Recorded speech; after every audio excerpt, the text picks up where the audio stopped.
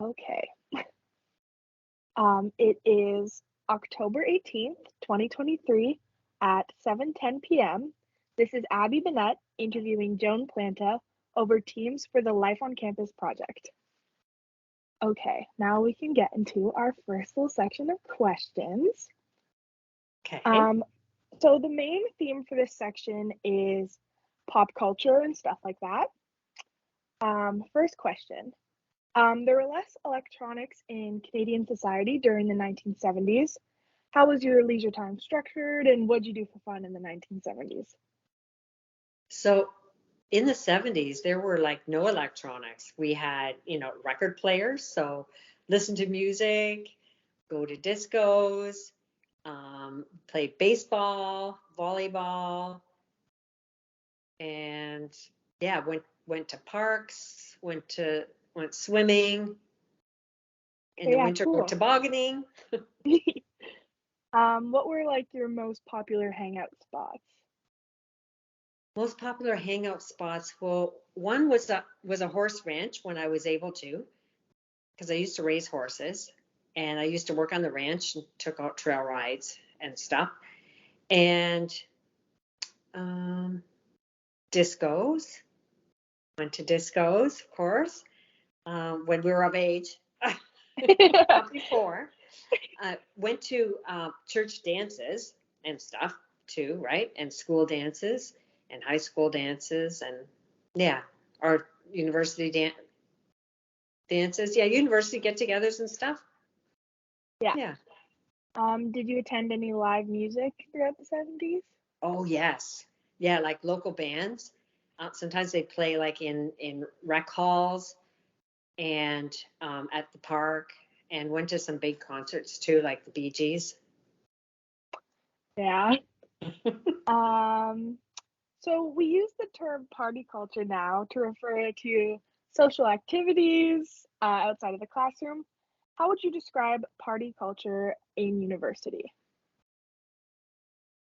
Well, there were different groups, kind of, right? There were what I called the party animals, and some of them had good grades because they didn't have to work for it like I did, and some, you know, just didn't care about their marks. And then there was some of us that cared about our marks, so we would still like, have like party get-togethers and stuff, but and go to discos, but nothing like really crazy wild. Yeah. Um, so rock and roll artists in the 1960s promoted various forms of protest. Did your parents see rock and roll as like rebellious or just a form of like popular music at the time? They didn't see it as rebellious at all. I was the youngest in my family.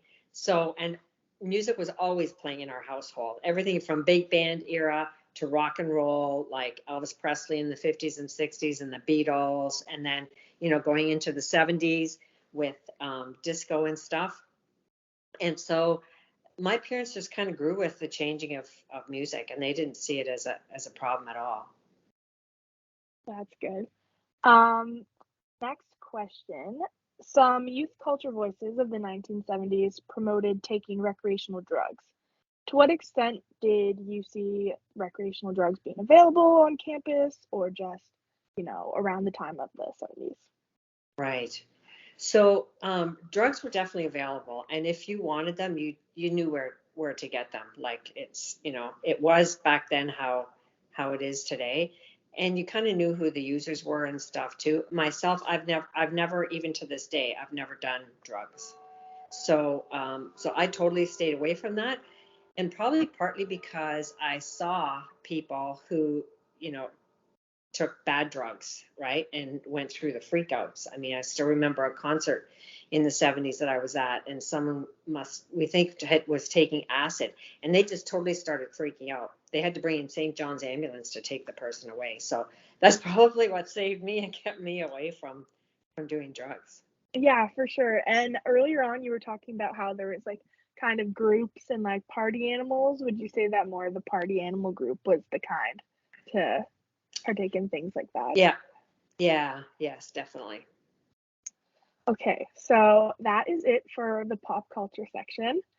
And now we're moving on to the female experience.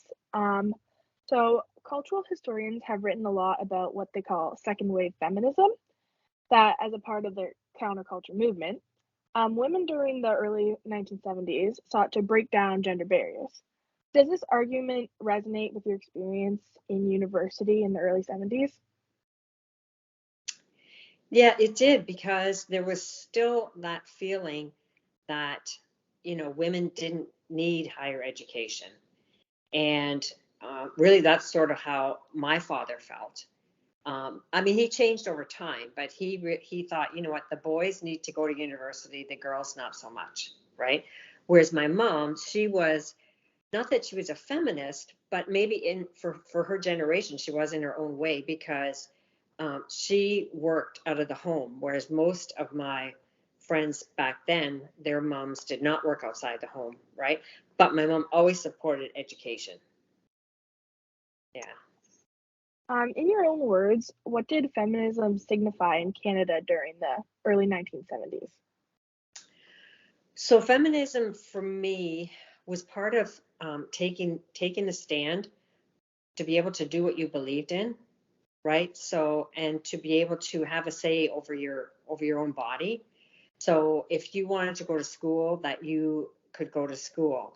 If you wanted to do something, breaking down barriers, um, there were certain things that I did that I was the first female to have the opportunity to do, and so it's something that, yeah, feminism was a way of going for it, doing what you wanted to do, no Uh, holds can barred.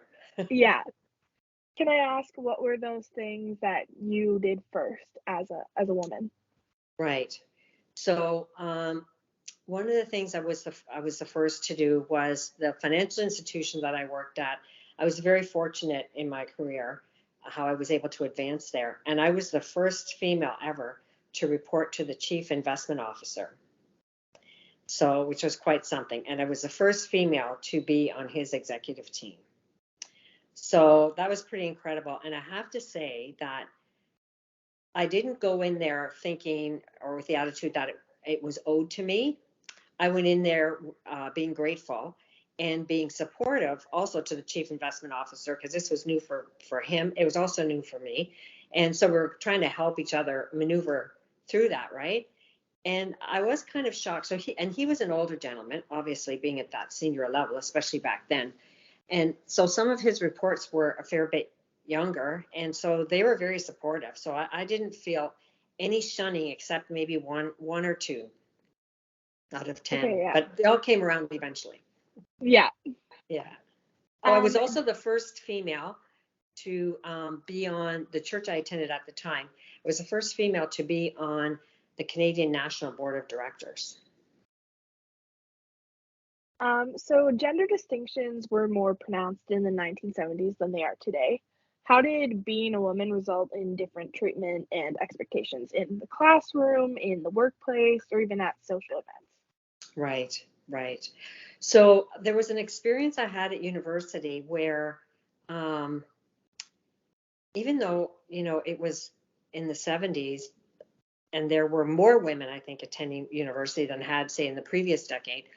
But my marks were so good that the dean actually wanted to see me. I didn't know why he wanted to see me. I was afraid. I thought, oh, I'm in trouble, right? And he's like, I just wanted to hear your story because your marks are quite incredible. So, I mean, I was just kind of in shock, right? So, Yeah. yeah. So, and sorry, what was the question again? All good. Just like how were you treated differently Right. because you were a woman in the workplace, in school, or even just out like at social events? Right. So one of the things, because of some of those things that I was the first woman to experience, is sometimes as women we hold each other back. So there were some people that were, I don't want to say jealous, but were like, well, how come you got to do that and I didn't, right? And there Yeah. were others that were just so happy for me, and so supportive and everything. But yeah, so that existed, way back then too. Yeah. Did you feel like you had different expectations because you were a woman? Um, No, not really. I just wanted to be treated the same as everybody. Yeah. Yeah, yeah. Um, in the 1970s, were there any programs at your university or departments or even clubs that women were less like present, like they just weren't, a part of that kind of degree or just weren't accepted into that kind of degree? Right. So yes, like in business, there was definitely more men than women.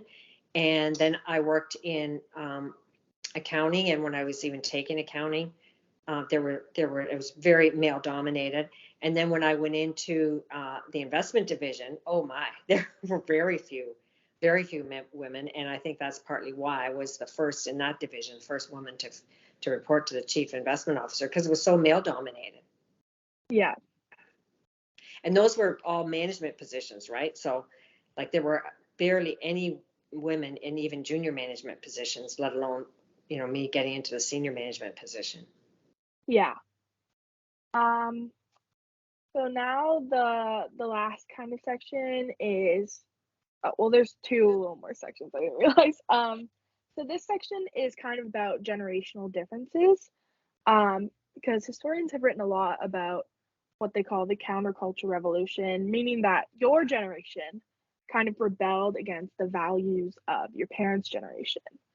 Um, to what extent did people in your social circle see themselves as needing to mobilize for a more just society and better world? Right. Yeah. So I guess, the previous generation was kind of looked at as being, very, like very conservative and not really enjoying life as much as was possible because, they came through the war and some went through the depression and stuff like that. And I didn't experience that, right? I was born after that. So it gave for a more free and easy lifestyle, right? And therefore wanting to explore things, whereas like in their generation, oh, no, we don't do that. So yeah, does that answer the question? Yes, yeah, for sure. Um, So, to what extent did your generation believe that your parents, well, not like your parents, but parents of that time's notions about gender, family, dating were like outdated? Right.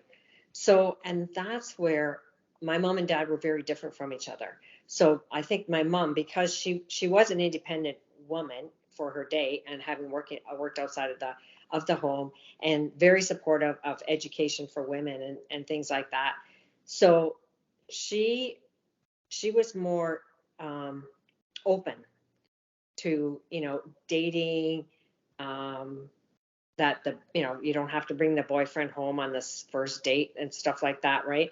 Whereas my dad was more conservative, like he didn't even want any dating, right? Like until you're like 21 or something, right? Yeah, Just yeah, yeah. So that way it was kind of fun but tough, right? Having one parent feeling one way and the other parent feeling very conservative and traditional. Can I ask, do you think that kind of affected your dating life at the time? These two kind of contradicting figures? So it didn't stop me, but it definitely had an edge of discomfort. Definitely. Y- Yeah, that's a good Yeah, question. for sure. Yeah. Yeah. Okay, so looking back to the 1970s, what aspect of Canadian society did you see that was most kind of out of whack and needed fixing? Um, it was just kind of an overall feeling of, you know what, just let our generation be our generation and don't try and keep us back into the previous generation, right? I don't know if you feel like that in your generation today, but that was sort of how I felt. And because it was also, it was still the peace era, and it was still, the early days of feminism. Yeah. Yeah, I do understand that feeling and I totally get it. I feel like as a Gen Z, it's kind of this similar way as like millennial before that, and then even my parents' generation, like Generation X, there's kind of like this new wave of, you know what I mean, social justice and things like that. which is not necessarily like entirely contradicting, but it's just a really new group of like people in this world. Yeah. Yeah, because even things like, the Vietnam War and other wars and stuff, it's like, why can't we just, have peace, love, and harmony? Can I ask you the question about the Vietnam War? Sure. What did the student body think about the Vietnam War? Didn't understand it, didn't understand the purpose, seeing, lives lost. And I still remember, the news at that time, and you see the bombs go off and landmines and stuff. And it's like, why? Like, why can't we just live together in peace and harmony? And what is this going to bring in the end? Yeah. Yeah. Moving back on to this kind of generational section. What were the principal forms of injustice in Canadian society during the 1970s? The principal form of injustice. Well, um, in Canada we had the, I can't remember what it was because it went over into the 70s. You had the FLQ in Quebec, and where that had an impact on me is in the 60s. I actually lived in Montreal for almost 2 years. My dad was transferred there, and we moved there. And my dad sent me to a French school where the kids were learning English. So I was one of the few kids actually learning French. And it was a brand new school, beautiful school, right? And then we moved back to Ontario, and it was years later that school was bombed by the FLQ, and I was just so devastated by that. And it's like, why? Like, that was just such injustice, right? And there was a kidnapping and an assassination back then, and it's like, no, this isn't. Yeah. Yeah. So in the 1970s, did you feel like the political system was democratic, fair, and responsive to the citizens' needs? Well, definitely not to my generation, especially as a woman, because you had no say over your own body, right? But things started changing.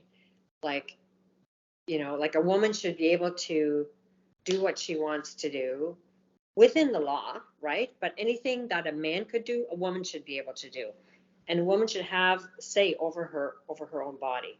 Doesn't matter if you believe in it or not. It's the principle of being able to do that.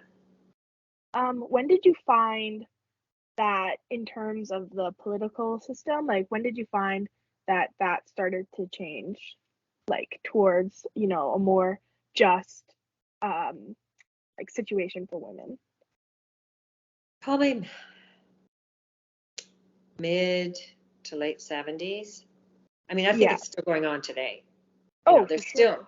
still a glass ceiling. There's still, with I think of, Suzanne Summers, who just passed away, right?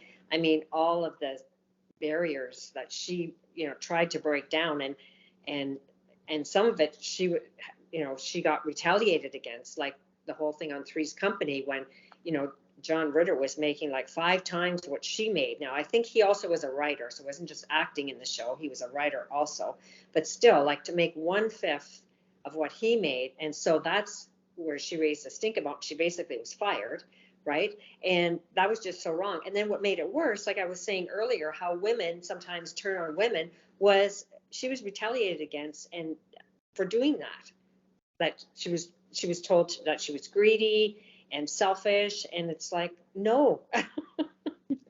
It's like she wasn't. No, she wasn't. Does that? Yeah. Yeah. That for sure answers the question.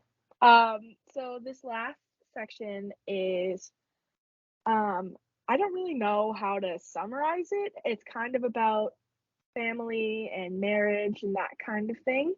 So I'll read you this little blurb at the start. So it says, cultural historians have argued that the introduction of the birth control pill, legalization of abortion, and um, the free love ideology changed gender relations and dating practices in the early 1970s. Do you agree with that statement? Or how do you feel about that statement? Yeah. So things did change then, and rightfully so, because it goes back to my earlier point where women should have a say over their own body, right? And I won't reveal whether or not I'm for or against abortion, but abortion is a woman's choice, right? It should never be legalized in my view. I mean, I'm just so saddened about what's happening in America, making abortion illegal again. And it's like, no, it's a woman's body, and a woman should have a say over her body. It's the same for the pill, right? Like in the 60s, a woman couldn't go to her doctor, like if you were, I don't know, 18 or something, to get the pill unless your parents knew at 18, right? Like seriously, like that's just wrong, right? And so if you want to take the pill, and I mean, I was raised Catholic, I'm no longer Catholic, but how the Catholic Church has, is against any form of birth control. And I don't know if they still are, but that was wrong back then too, right? Yeah. And yeah, so all of that stuff, it started improving, but it took a long time to get to where it is today. Yeah, for sure. Because I find that the birth control pill especially is just, for me, it doesn't feel like something that could have ever been wrong. That's how normalized it is in today's society. It's Right. like I never even would have thought that that would have been an issue, which is kind of crazy to think about. But yeah, like I know lots of people now who are my age, or even when I was in high school, who just were allowed to take the birth control pill, and there wasn't any Right. complications with that. Right. Right. Right. Yeah. I mean, I just, thinking back, like it was so wrong, right? And yeah, it's just crazy. So I'm glad it is where it is today. That's for sure. It's a lot better. Yeah, definitely. So what did dating look like in university in the 70s? More so like kind of on campus kind of thing. Right. So it was, again, there was kind of different groups, right? So there was still some that it's like, well, I'm not going to call him, he has to call me. I'm not going to ask him out, he has to ask me. And if you took you out on a date, like he pays, right? And so there was still some of that, but I was kind of never into that. It's like, no, like if I want to talk to you, I'll call you. If you want to talk to me, like call me. And it's like, if I want to hang out, like I'll ask you want to hang out, right? And when Yeah. you go on a date, it's like, who can afford what, right? So Yeah, for sure. Did you find that since you were like you were talking about how you worked extra hard in university to get your good grades and stuff like that, did you find that since you were working really hard in a program that was more like dominated by men, that kind of kept you away from dating a little bit, like you were more so focused on your studies? yeah, definitely. Definitely. Yeah, for sure. So how did your generation look at family and marriage? Was this like a required thing? It's like, So, yeah, that was, so it kind of, I don't know, it kind of went back and forth, right? Like, it was like, you know what, like, if you're going to get married, like, it should be a lifelong commitment. That was very much kind of the sentiment, right? And if not, then it's not, right? Like, if you're not talking marriage, then that's not part of the equation in terms of a lifelong commitment. It's like, then no, we're just, we're going out and blah blah blah. But yeah, marriage for me anyway was still very much, that was the big commitment. yeah. Yeah. Did you feel like women had to have kids at that time? Like, was that still a requirement in life? I think it was still pretty common, but I knew some people women who like were never going to be able to have children. So in that part, so but I think there still were men who or guys that still wanted it that way. Let's put it this way: it was uncommon for someone to marry and not have kids. Mm, Like it was more common then. So in the 70s, you tend to marry younger, right? And even sometimes still in university, but not have kids right away, right? Was some, and others married and had their kids right away, bang, bang, bang, and then they're done. yeah. Did you find that a lot of people at university were like having kids and getting married? There were some that were pregnant at school, yeah. Hmm. How did your parents' generation look at family and marriage? Was it kind of back and forth, or was it more so leaning towards like you must get married, you must have kids?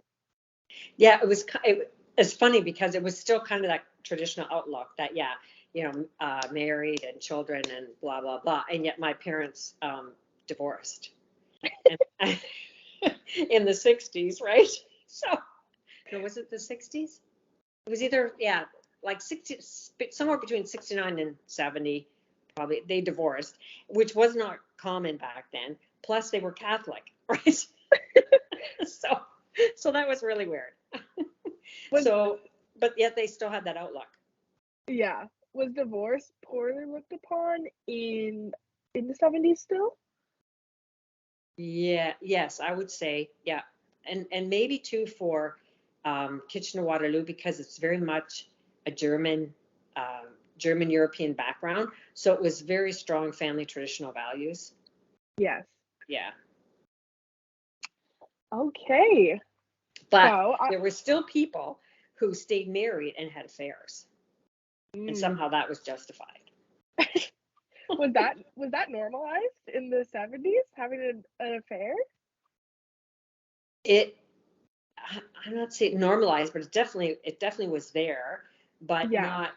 It was probably more apparent than in the 50s and 60s. Like it's always been there, right? But um, yeah, Okay. So that kind of concludes this interview, but since we have some more time, there are some other follow-up questions that I kind of passed through that I'm gonna ask you now. And what like specific artists, like you know what I mean, like musicians, like bands and singers, were really popular in that time of the early 70s? right. So well, Bee Gees, I like them since the 60s. You know that. Yeah, you can tell us about that. Yeah, yeah. I just love the Bee Gees, right from I think 19. I think it was 64. No, 1968, 67 or 68 was when I heard my first Bee Gees song, and I've been a fan ever since. And I've met, as you know, I've met two of the three Bee Gees. There's only one alive now. But yeah, so I love disco. I love folk music. Like I loved Harry Chapin, um, Lionel Richie. I loved R&B music, right? Like Diana Ross, um, all those Gladys Knight, Aretha Franklin, the Yes. Beatles. Yeah, yeah. All the pop music, pop and R&B and disco. I loved. Can I ask you more about disco? Was there a really big disco scene in the early 70s, or and what was so like cultivating about disco? What was so cultivating was it was just so alive, right? And the dancing was so great, and the halls. I mean, I can't handle it now, but there really was disco balls in all the dance halls, right? Yeah. And it was just so cool, right? So yeah, the music was on, and you were up dancing and just having a good time. Yeah, it Yeah. was it was great. Sounds really fun. Yeah. I don't know if you know, but right now there's this kind of trend going on called silent disco, and it's people listening to music. Like it's not disco music, but they just call it a silent disco, where you have headphones on, Oh yeah. and it's this whole place filled up, and it's just people dancing to music in their headphones, and they're calling that the silent disco now. Yeah, they do that on the cruise ships now too. They have discos on the cruise ships, and yeah, you put the headphones on, and you're all dancing. Oh, that's so funny. Yeah. I'm sure that's not as lively as actual disco was. Yeah.